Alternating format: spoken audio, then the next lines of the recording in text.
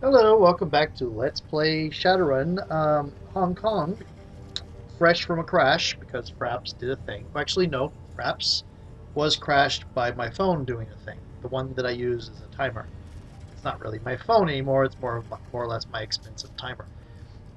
When I think of the walled city, the thing that stands out the most is the legends, the mythology of the place. If I hadn't lived with them, I might have found those stories fascinating. The scintillating figure turns to you on the screen.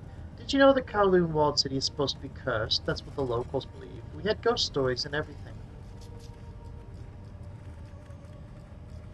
Ghost stories? Every place has ghost stories. Spirits are real, Isabel. Not the ones that we talked about. Our stories didn't concern city spirits or spirits of man or any other supernatural phenomena.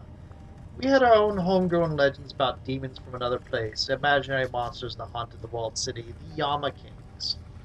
I've heard about this recently. I thought it was a spoiler for much further down the line, and I asked him, please stop telling me more. So the Yama Kings. I would have learned about it here anyway. And I now know as much as the other person told me. Derived from the mythological Judge of the Dead, I presume? That was where they came from, yeah. But the Yama Kings that we told stories about were their own things, bastardizations of the original myths. Probably be easiest to think of them like urban legends, our own little pantheon of monsters and morality tales. The stories are still clear in my mind, even after everything that happened. Everyone in the walled city believed them. You can get out of the walled city if you make a deal with Fu Meng. Cut the hearts from the 44 people closest to you and bring them to him. He will reward you with riches. Don't go under that arch or Queen Kin Ya will catch you. The avatar grabs at the air, its hands leaving glowing trails as they move. She'll rip out your teeth, tie your tongue in a knot, and make you her slave for eternity. We had Xie Sheng, our own homegrown judge of souls. People would let themselves be flayed alive in hopes that he'd reawaken them in a better life. We had Lam Vi, the Ebony Queen, who'd teach you to hide so well that you'd slowly mutate into a cockroach. The avatar cocks its head, smirking a dismissive gesture. It's all bullshit, of course, but everybody in the walled city believed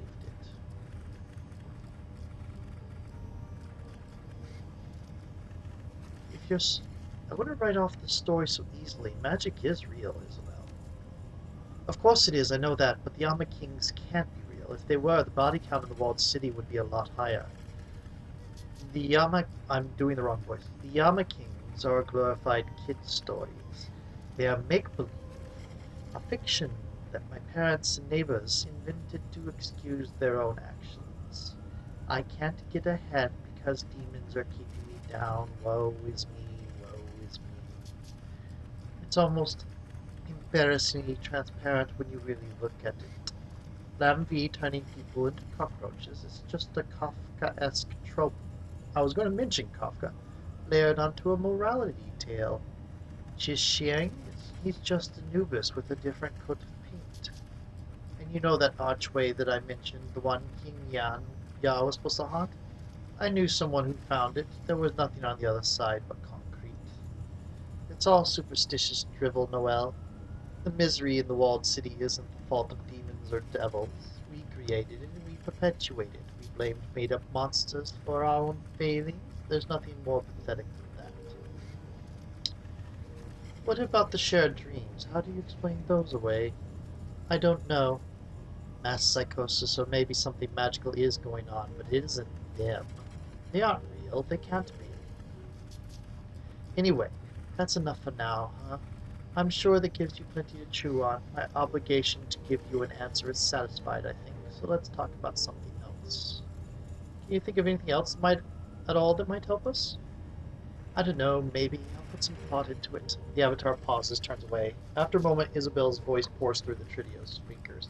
On second thought, maybe I do have an idea. Are you open to taking on more work? Of course, kindly sending me new job offers all the time. This wouldn't be working for Auntie Chang. Think of it as a side gig you'd be doing for me. I think I've got a line on some software that could help us. I can't get to it on my own, though. It's a two-person job at least. What kind of software? It's kind of hard to explain. Easier for me to just show you, but trust me, it'll help. I have all the run all planned out already. I've done the legwork. I know the location. I know the target. Just say the word and I'll have send everything I have to your mission computer. You can look it over, weigh it, and decide what you want to do. Alright, send the file. I already have opened an NPC thing. Huh. Is0bel's avatar closes its eyes for a moment, then opens them with a smile. Done. You'll find the pertinent documents waiting in your inbox. If you decide to accept the mission, just check the box in the message documentation and it'll ping my comlink automatically. Alright, can't wait to find what this is all about. I'm sure that the briefing I sent you will satisfy your curiosity. Trust me, Noel, this is a good job with a solid plan behind it. You'll see as soon as you've read it. And speaking of which, you should do that now. Say no more. I'll go check it out. Fantastic, I can't wait to hear what you think. After I talk to Gobbet. Oh. Gobbet, I got your message. You could have just talked to me face to face.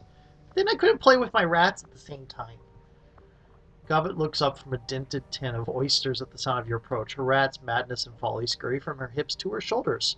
Two sets of beady red eyes fix themselves on you. Hey, Seattle, oyster!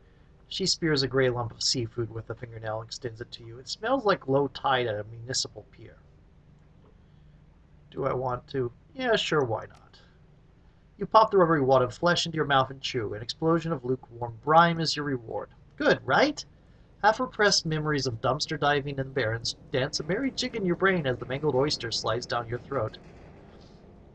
I've eaten worse.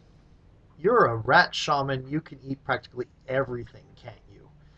I may have made a horrible mistake.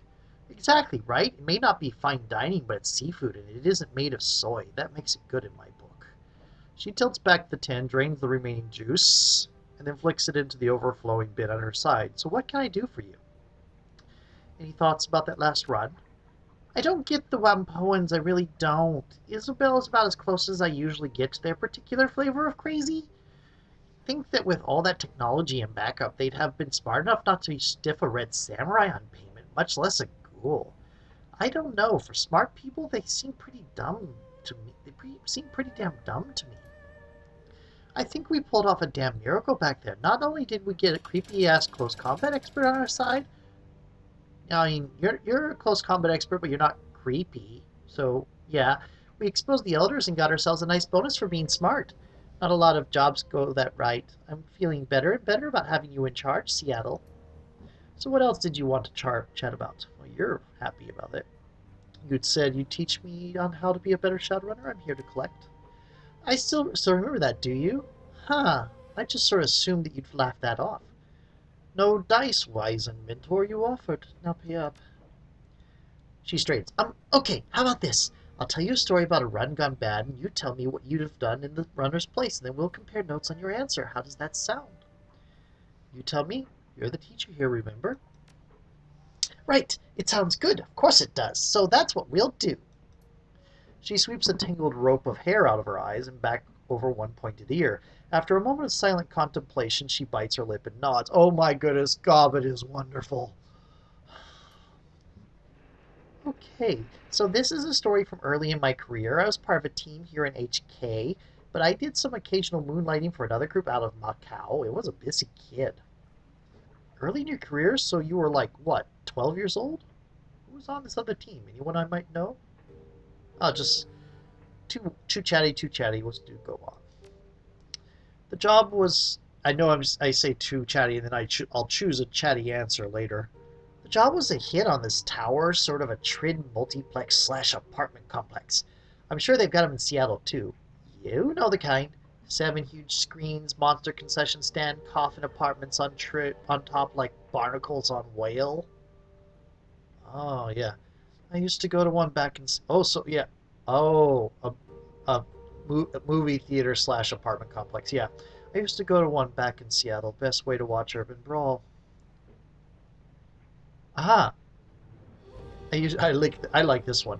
I lived in one for a while. Every time they showed an action movie, the walls would shake. She nods. Yeah, that'll happen. Our client wanted us to break into one of the apartments. The story was that ex of hers, a guy named Boggs, lived there. She'd been cooped up with him until a week prior, then things went sour in a big way. She wanted us to get back some things that Boggs kept when he kicked her out. Scare the shit out of him, bloody him up a bit, make it look like a robbery, you know the drill. I pulled a few jobs like that myself back when I lived in the Barrens. This goes with sounds more like a job for thrill gangers than full-fledged Shadowrunners, because that's what you were. It was a pretty bush league gig, but the pay was decent enough, not the sort of thing you'd turn down. So anyway, Is0bel's, that was our group leader, had a plan. We knew that we had to go in quiet because the Metroplex had a panic system wired directly to the HKPF. If we'd gone in shooting, we'd have been drowning in cops within 10 minutes. Sim thought that we could maybe take advantage of the apartment's terrible soundproofing and kick in Boggs' door when the movie got loud. We'd camp out his doorway and wait for the ceiling to start raining plaster, then smash our way in with his neighbors none the wiser. This sounds kind of familiar. Yeah, it's pretty close to what John Wilkes Booth did when he assassinated Lincoln. Sim was an amateur historian, used to bore the rest of us to tears, but I guess that it could occasionally come in handy. So we waited in the hall, just like Is0bel's planned, and we had the guy on the elevator, another one in the stairs.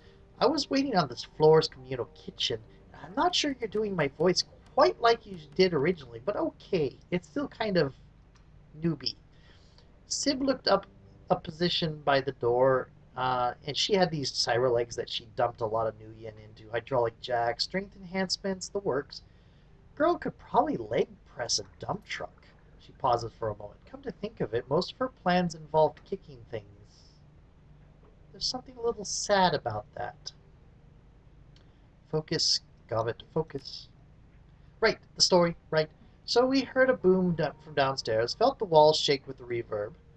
Sib wheeled back and gave the door a massive kick, just as she planned. From where I was standing, I couldn't really see what happened next. I could hear a massive crack as her boot slammed into Duraplast. The door flew off its hinges, exploded off might be a more accurate phrase. A second later, we heard an ungodly crash. There was a moment of silence, then Sib let out this little gasp. The apartment was in shambles. It looked like a hurricane had hit it. Everything was trash, everything but the door, which was miraculously in one piece. Remember that this was a coffin apartment. It wasn't much wider than the door to begin with, and Boggs, well, what was left of him, was under the door too. Oh, no. Oh dear. Well, you got the rough up part of him right. Yeah, unfortunately, he wound up a lot rougher than he was supposed to. Her nose crinkles in discomfort. That door really did a number on him, ribs sticking out of skin, that kind of thing. It was a bloody mess. So yeah, Boggs was dead. The stuff that we'd been sent to the apartment to recover had been smashed to bits. And then the building alarm went off. So that's the situation. Our payday is smashed. My temporary teammates are all standing around with stupid looks on their faces. The cops are coming in. I'm standing by the kitchen. She plants her hands on her hips, smiling. What would you have done in my place? Group was in trouble, rallied with them, tried to help them fight their way past the cops and out. Is0bel's created the situation. You weren't even a part of her team. You were subcontracting. I've cut and run. Damage control. I'd have looked for blackmail material to protect myself from soon-to-be angry client. I'd have tried to improvise. Was there anything in the kitchen you could use to resolve the situation? I think it would be good, this one. Good thinking. As it happens, there was. And I knew just what to do with it. The thought popped into my head, and I just went with it. She taps her temple with a smile. There's a lesson to remember, Seattle. The first answer you come up with is almost always the best one that you're going to have, so just roll with it. Don't second-guess yourself. Don't hesitate. Just act. You'll live longer that way. Got it? Now, when I would think crowded theater, I think place where you can't shout fire because it'll cause a panic, and then I think cops don't charge into burning buildings. They help people get out of them. And as it happened, I had the means to create a real, genuine fire sitting right across from me, a pair of industrial ovens. I don't think I can imagine you set the building on fire? I encouraged it to burn, opened the gas vents wide, had the range set on a timer, and motored back into the hallway. The others had started arguing amongst themselves. I told them to snap out of it and follow me down to the lobby. We had to clear the hallway before an errant spark took the whole floor out. Unfortunately, the rest of the group wouldn't listen. Sid and the rest of the team were too busy arguing about the relative merits of her "let's kick things really hard and see what happens" tactical system to want anything to do with me. I shouted back to them the kitchen was going to explode and continued down the hallway. Just like I'd planned, I got out of that run in one piece. So did every one of the people in that multiplex. My fire plan worked beautifully. If the rest of the team had listened to me, they might have gotten out of the building too. Kind of a bummer that they didn't, but at least the run turned out well for me. How?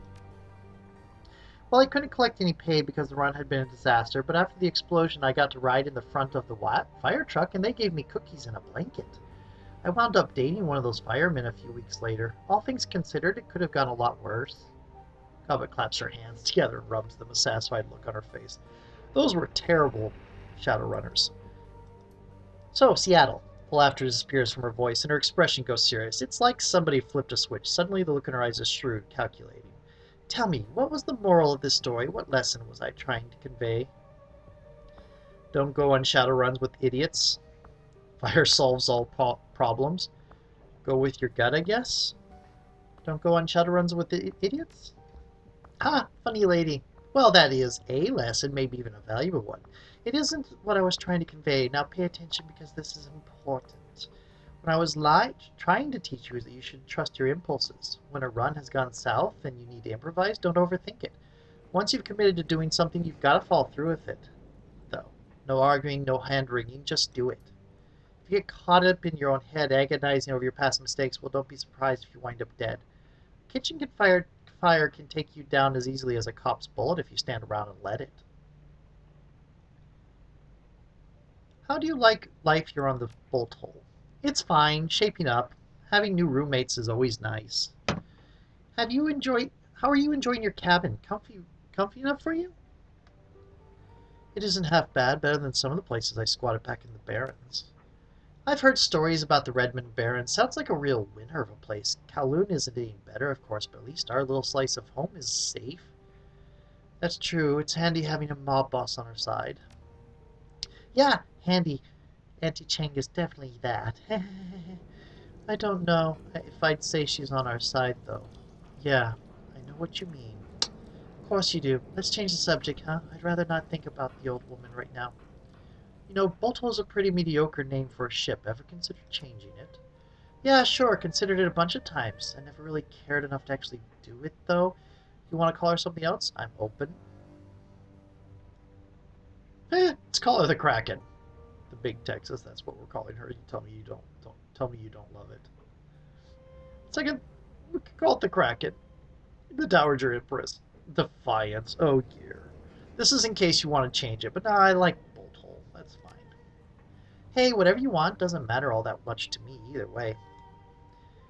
You can change the name anytime you want. Are you certain that Sibilance and the rest of the Macau team are dead? They weren't with me when I got evacuated with the rest of the moviegoers. I never saw them leave the building. I haven't heard from them since. I guess it's possible somebody made it, but I don't really run in those circles anymore. Odds are good that if anybody from the Macau team did survive, they'll have died off by now from sheer incompetence. Running is an unforgiving business. You don't get to make too many mistakes. Did any of the stuff in that story actually happen, or did you just make it up for my benefit? Seattle, I'm hurt. It all went down exactly like I said it did. Well, except for a couple of embellishments here and there. But they'd make it a better story, artistic license and all that. Cobbett leans back and stifles yawn. Madness and folly dart up to her left shoulder and lock their beady eyes on you. Hate to break it to you, kiddo, but I'm beat. It's been a long day. Lesson's over for now. We'll pick it up next time. All right, Cobbett. I'll catch you there. I'll catch you next time. I'll let her call me kiddo. Yeah, sounds good. I'll have your next lesson ready and waiting, too. She makes brushing motion with her fingers. Scurry along now. Your mentor needs a rest. Okay, I could go to talk to Koshei, but I guess, but I'm not really interested in that right now. Not Koshei.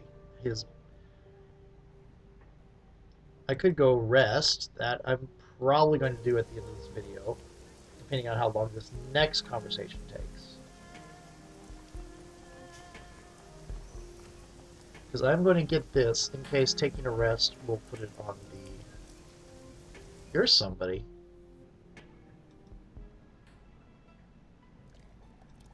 You're the person I need to talk to.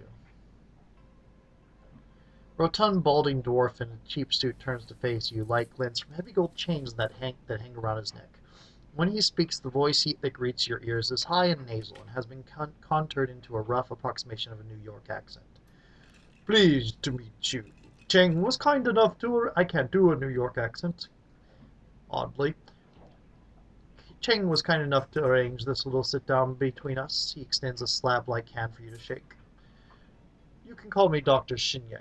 You're a dwarf. It's always good to meet a paying client. His grip is as soft as his palm is moist. It's like shaking hands with a boneless ham. Oh, joy. You share a long, uncomfortably flaccid handshake before he finally releases you. I'm looking for a little outside help. That's not actually uncommon. I found in Japan they don't like doing handshakes because it's not a thing. They know about it and they'll do it, but it's not something you do as the kids do, so it's not something you grow up knowing much about. So yeah, the handshakes in the East Asia aren't particularly strong because it's not a social thing. That's a Western thing. I've been looking for a little outside help on a problem we've been having. Ordinarily, I'd handle it myself or have some of my friends see to it, but it's kind of delicate, you know. My guys noticed before they made any headway on my problem, so I figure, hey, I hire contractors all the time, might as well get some contractors of a different stripe. Lasting friendships are made through favors exchanged. I'm all ears. I run a little film studio, Southern Crown Films. We mostly do trid work, but we record some Sims too. Maybe you've seen some of my stuff. Space Mongols from the Moon, The Flavor of Pomegranates, Ultimate Kill Squad. Can't say I've had the pleasure. Ah, too bad. I'll send some over to Chang so you can take a look. Anyway, there's this other guy in the industry, and we've been butting heads since day one. Name's Neville Ma. He runs Yellow Spring Studios. No matter what I do, I can't shut him out of the biz. He always manages to get one over on me, steal my stars. He's been running me into the ground with this show called Promises in Moonlight. The star is a girl named Penelope Wong, new talent, but the viewers have been going nuts over her. She's the show's linchpin. Oh, Trid, that's TV. Oh, I skipped. Hang on, I'm getting there. I skipped what my character said. Bleh. So, no, I clicked that. My character didn't say anything. You just, what, raised your hand to interrupt me? So about 6 months ago, Neville was out in Guangzhou for some hoity-toity party.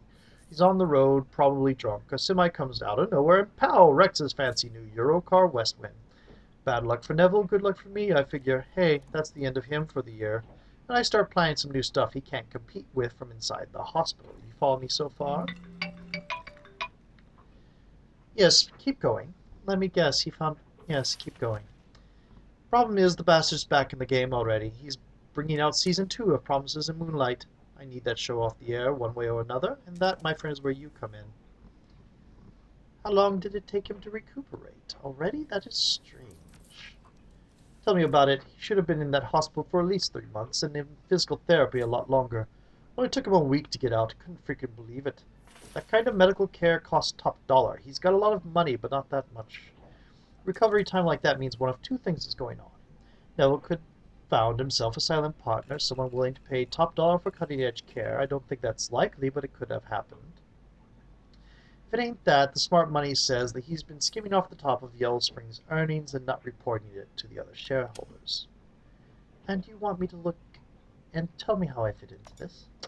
I need you to get me something to blackmail Neville with. Find out how he could afford to get out of the hospital so fast. He works out of his penthouse most days, so search his computer, closet, sock drawer, whatever. There's got to be something incriminating there. Where is this penthouse? Neville lives in the Repulsed Bay. It's this real swanky joint on the south end of Hong Kong Island, by the bay with the same name. I haven't been able to get anybody to poke around his apartment because the security's too tight.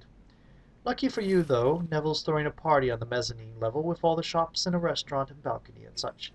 He's celebrating the second season launch of his show, and everybody's going to be there, going to make a real snarl for the building security. You might want to hit up the party if you can bluff your way in. Someone close to Neville will be there, and most of them will be 3 sheets to the wind by the time you get there. Some discreet questioning might get me the dirt that I need. Just remember, if you go to the party, don't use your real name. Go with Argyle. Should be safe enough. There's nobody in the biz out there with that name. So nobody will ask any questions about how your work's going. Hmm. Sounds okay. Hit the apartment, hit the party, dig up blackmail information on Neville Ma. Sounds easy enough. Couldn't you just make a better show? It's not just a better show, it's Penelope Wong, too. I get her, I get all her fans. They'll watch anything she's in. Listen, it's like this. A little blackmail never hurt anybody, all right? Well, except the person you're blackmailing. It's just how things work in the industry. I don't dislike the guy, but I gotta stay on top of the business.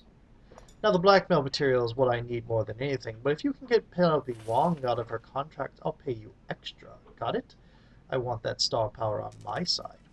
One last thing. I don't want you starting a scene while you're out there. You interrupt this party, make a mess, or trash his apartment. I'm not paying you. We clear on that? We're clear.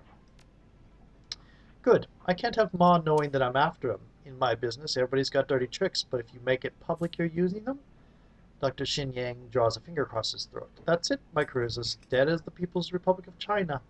Nobody will work for or with me ever again, so don't embarrass me, hey? Understood. I'll be discreet. That's what I like to hear. You scratch my back, I scratch yours. You can get paid, and I'll put the word out you're a solid hire. Don't seem like you deal with Shadowrunners much. Shadowrunners, moonlight prancers, who gives a crap? I got money and a job. I don't care who does it as long as the price is right. What's more, I got a lot of friends around town, and a lot of them run in your circles, too. He looks up at you, eagerness in his eyes. So what? Do we got a deal? You gonna do it? We have a deal. Good woman, that's what I like to hear. When you're done, drop Cheng a line. I'll come meet you back here and I'll hand over the money. Okay, we'll talk to her. Kindly Cheng appears to be nearing the end of a harsh exchange with Strangler Bao, who is listening intently. So, you tell that little pustule that Auntie Cheng isn't fucking happy. You get it? Not happy at all. Don't tell him I'm displeased. Don't tell him that I didn't take it well. She slams her shot glass on the table. Tell him that I'm extremity chopping mad, and if he doesn't want what happened to ye to happen to him, he'd better get his head and his ass wired together to get me that payment today. She raises an eyebrow. Was that message clear enough, Mr. Bao? Yes, Mrs. Cheng. I'll explain the things to him in the terms he can understand. Bao steps back and becomes a meat statue once again.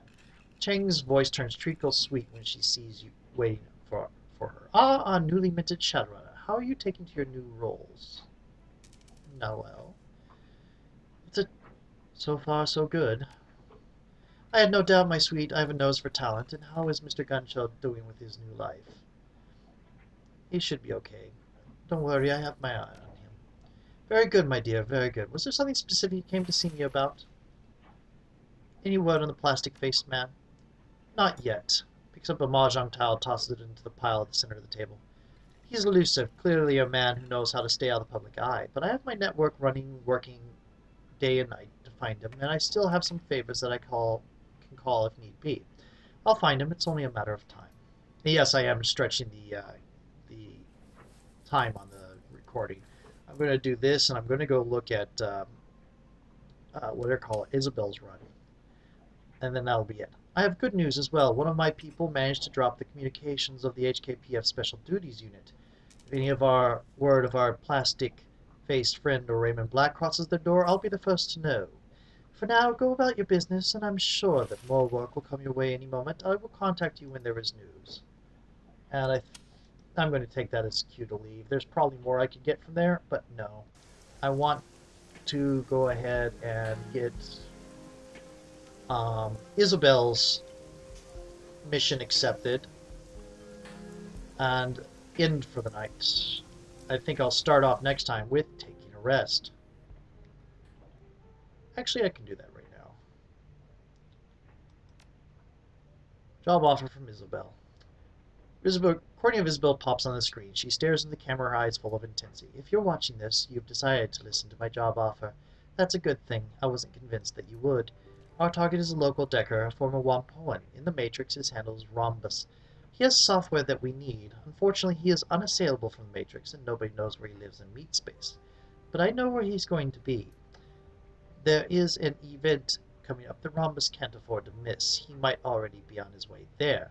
As you're reading this message, deckers from all over Asia, white hat and black hat alike, are converging on the Harbor Spires Hotel. This year, Harbor Spires is hosting DeckCon, Hong Kong's largest annual decking convention. Rhombus is going to be there, and that gives us an opportunity. We're going to hit the convention, find him in meat space, get the software away from him, and we're going to do it quietly. Enclosed, you will find a copy of the plan that I've worked out for the run, presented in bullet point format. Everything should be fairly straightforward. Is0bel's image winks off of the screen, replaced by a blinking cursor. As you watch, the screen begins to fill up with lines of simple instructions. I'll provide you and one other runner of your choice with visitor passes for the convention. I will proceed ahead of you using my own guest badge. I will hide in the women's lavatory on the first floor. You will enter via the kitchen and procure me a uniform from the catering staff. Please be sure that the uniform is size 4. We will rendezvous. I will change into the uniform, and using it, I will infiltrate the administrative wing on the 6th floor. You will proceed in the convention hall and await further instructions. Using the admin computer, I will identify Rhombus via his guest registration form. Once I have done this, I will alert you via comlink. I will upgrade your badge to VIP status, granting you access to VIP wing of the hotel. You will tell Rhombus that he has been granted VIP status and offer to escort him to a complimentary hotel room. You will escort him to a room that I designate and hold him there. I will jack out of the Matrix and make my way from the admin wing to your room. We will intimidate Rhombus, beat the tar out of him until he gives us the software. We will tie a gag Rhombus and stuff him into a storage closet. We will not be gentle. It's okay if he starts crying. Actually, please prioritize this. I want to see tears. Software in tow, we will make our escape. The glowing text fades. The Is0bel winks back onto the screen. See, it is a simple plan. Just like I said, we should be able to get through it without firing a shot. So, will you do it? Will you help me get the software I need? And you really don't like this guy. Take the run. Pre-recorded footage of Is0bel winks off at the screen. A real-time feed of her Matrix avatar replaces it. Excellent. I knew that I could count on you. Saddle up, Noelle. This is going to be fun. Okay. Walk away.